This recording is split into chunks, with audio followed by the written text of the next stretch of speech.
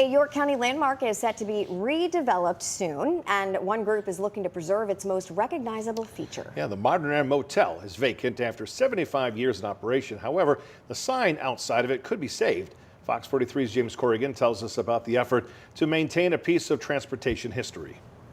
The sign for the Modernaire Motel in Springettsbury Township hasn't displayed a vacancy in a long time.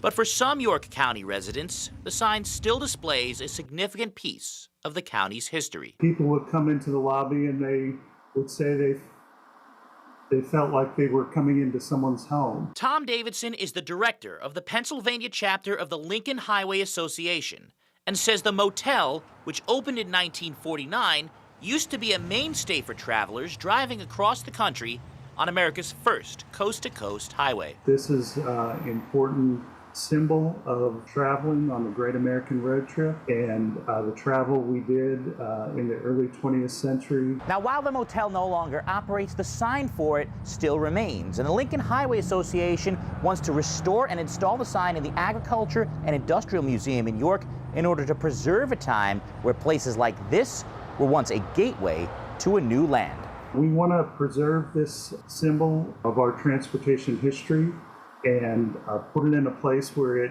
can be seen by the public and future generations can see it and better understand what people experienced along the road. The property's current owners have given the sign to the association, which needs $15,000 to restore and install it in the museum. Davidson says people can donate now to ensure that a York County mainstay for 75 years doesn't get lost to history. People would come along the Lincoln Highway and they would be greeted by people that treated them like family. So instead of the hotel chains that we have today, that everything was the same. A sign welcoming people inside into a simpler time. James Corrigan, Fox 43 News.